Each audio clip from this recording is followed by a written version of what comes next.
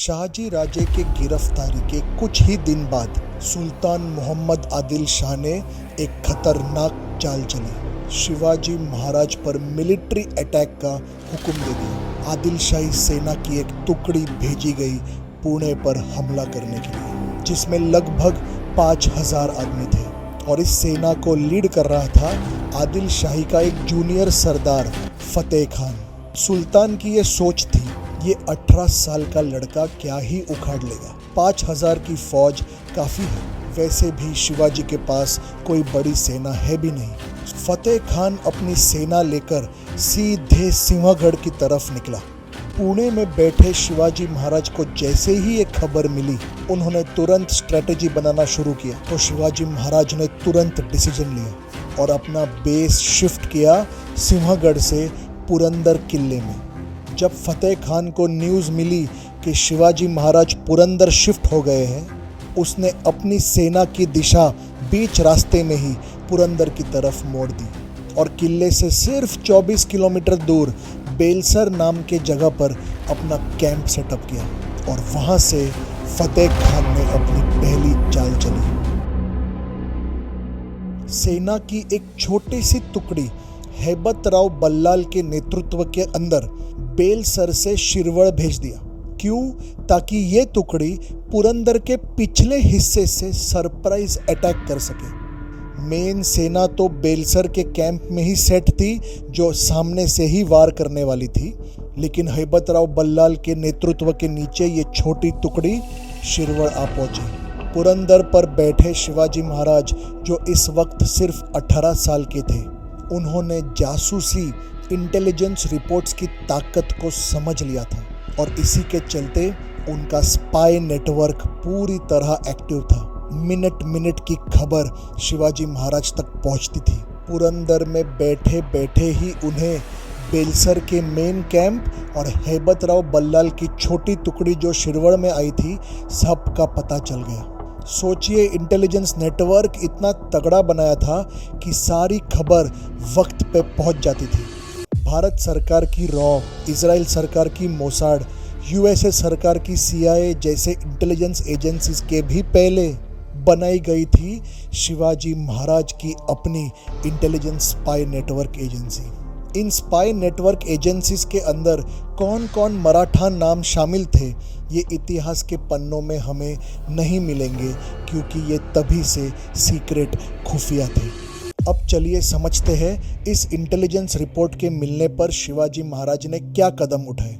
एक बात आपको समझना होगा, उस वक्त शिवाजी महाराज पर अटैक करने के लिए बीजापुर से आए थे 5000 सैनिक और उस वक्त शिवाजी महाराज के पास लगभग थे 500 आदमी, जिनके पास युद्ध का कोई एक्सपीरियंस भी नहीं था। ये सब मावड़ के लोकल लड़के थे, लेकिन शिवाजी महाराज और हिंदवी स्वराज्य के लिए मर मिटने को तैयार थे। शिवाजी महाराज ने तुरंत शिरवड़ के पास इन मराठा लड़कों के 4 छोटे यूनिट्स भेज दिए और उन्हें वहां पर छुपकर बैठने का आदेश दिया। ये लड़के थे शिवाजी महाराज के गुरिल्ला वॉरफेयर के फाइटर्स, हवा से भी तेज। इन यूनिट्स का लीडर था शिवाजी महाराज का एक ट्रस्टेड मावड़ा कावजी कुंधड़कर, और उनके साथ जो दूसरे मावड़े लीड कर रहे थे, उनका नाम भी इतिहास में दर्ज है। गोदाजी जगताप, भीमाजी वाघ, संभाजी काटे, शिवाजी इंगड़े, भिकाजी और भैरव। मावड़ों की इन 4 टुकड़ियों ने अपनी अपनी पोजीशंस चुपचाप ले ली। जैसे ही हैबत राव बल्लाल के नेतृत्व के अंदर आदिल शाही सेना की एक टुकड़ी शिरवड़ में घुसी, उसी वक्त मराठों के ये 4 यूनिट उन पर बिजली की तरह टूट पड़े। हैबत राव बल्लाल सरप्राइज देने आया था, पर खुद सरप्राइज हो गया। एक तरह का रिवर्स उनो। बल्लाल की सेना इस अटैक के लिए तैयार नहीं थी। मराठा बहादुरी से लड़े, दुश्मन घायल हो गया। बल्लाल समझ गया कि सामने से एक मराठा तूफान आ रहा है। डर के मारे अपनी सेना को पास के एक मिट्टी के गढ़ में ले गया। एक छोटा सा मिट्टी का फोर्ट था, जिसे वहाँ का लोकल रेवेन्यू ऑफिसर संभालता था। आदिल शाही सेना की वो पूरी टुकड़ी हैबत राव बल्लाल के साथ उस फोर्ट में घुस गई और जल्दी से फोर्ट के गेट्स बंद कर दिए गए। पर मराठा योद्धा रुकने वाले नहीं थे। वो उस किले पर टूट पड़े। बाहर से पत्थर, लोहे के रॉड लेकर अटैक शुरू हुआ।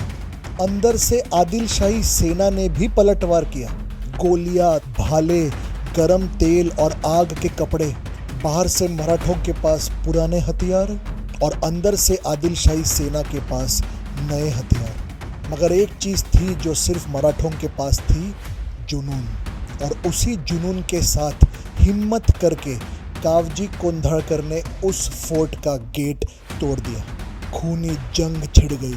हैबत राव बल्लाल ने घोड़े पर चढ़कर कावजी कोंधाड़कर पर हमला किया, लेकिन कावजी ने सीधे उसके सीने में भाला घुसा दिया। बल्लाल वहीं मरकर गिर पड़ा और उसकी सेना की हिम्मत टूट गई। जो बचा वो जान बचाकर भागा। कहाँ? बेलसर की तरफ, जहाँ फतेह खान का बेस कैंप था। लेकिन फतेह खान की परेशानी यहाँ खत्म नहीं हुई। शिरवड़ में भले मराठों की जीत हुई, लेकिन ये शिवाजी महाराज के लोग हैं, रुकने वाले थोड़ी थे। दोस्तों, ये शिरवड़ का अटैक तो शिवाजी महाराज के प्लानिंग का सिर्फ एक स्टेप था। अब दूसरा स्टेप सुनो। उसी रात 100 घुड़सवारों की एक तूफानी मराठा टीम बजाजी नायक जेधे के नेतृत्व में बेलसर के कैंप पर बिजली की तरह टूट पड़े, जिसमें लगभग 5000 सैनिक थे। रात का अंधेरा, दुश्मन आराम से सोया हुआ था। मराठों की ये टीम लाइटनिंग स्पीड से कैंप में घुस गई। कई दुश्मन सैनिकों को मार डाला और कैंप में लगे दुश्मन सेना के कई घोड़े लेकर जंगल के रास्ते पुरंदर वापस लौट आए, बिना किसी नुकसान के। कहते हैं सब कुछ आधे घंटे में खत्म। सरप्राइज अटैक्स, गनीमी कावा, गुरिल्ला वॉरफेयर। फतेह खान की बड़ी सेना पूरी तरह खत्म नहीं हुई, लेकिन उनका पूरा मनोबल टूट गया। कैंप में डर का माहौल छा गया। कब कहां से मराठे आए पता ही न चले। फतेह खान समझ गया कि अब शिवाजी महाराज पर सीधा हमला करना पड़ेगा। बीजापुर की इस सेना में पठान योद्धा भी थे। सबसे आगे था मूसा खान और पीछे से कमांड संभाल रहा था खुद फतेह खान। उस सेना में 2 और लीडर थे, मट्टराज खड़के और बजाजी नायक निंबलकर, दोनों मराठा। बजाजी नायक निंबलकर तो शिवाजी महाराज के रिश्ते में थे।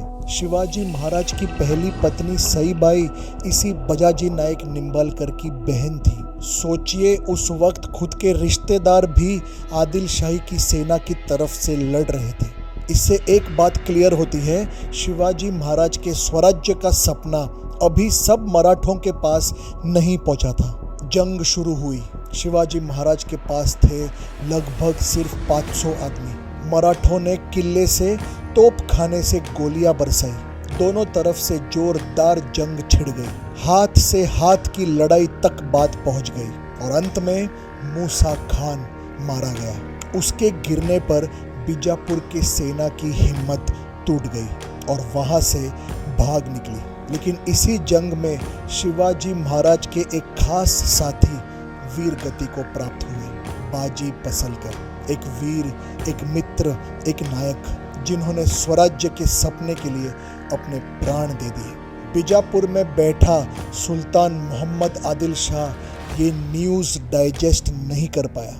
उसे यकीन ही नहीं हुआ ये कैसे पॉसिबल है। दोस्तों, पुरंदर पे हुई ये जीत शिवाजी महाराज के लाइफ का एक बहुत बड़ा टर्निंग पॉइंट था। मुझे इससे रिलेटेड आपको कुछ बातें समझानी है। अगले गुरुवार के एपिसोड में हम स्टोरी को आगे नहीं बढ़ाएंगे, लेकिन अब तक जो कुछ हुआ है उसके बारे में मेरे कुछ विचार हैं जो मैं आपके सामने रखूंगा। इससे आपको बहुत सारी बातें क्लियर होंगी जो आदिल शाही सुल्तान को भी समझ में नहीं आ रही थी। दोस्तों, मोहम्मद आदिल शाह चुप बैठने वाला नहीं था।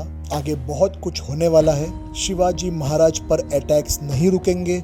आदिल शाही सुल्तान ने और क्या क्या कदम उठाए और इस पूरे स्टोरी में अफजल खान की क्या भूमिका होती है, ये सब हम समझेंगे आने वाले एपिसोड्स में। ये पूरा एपिसोड देखने के लिए बहुत बहुत धन्यवाद। मिलते हैं अगले गुरुवार। जय भवानी, जय शिवाजी, जय हिंद।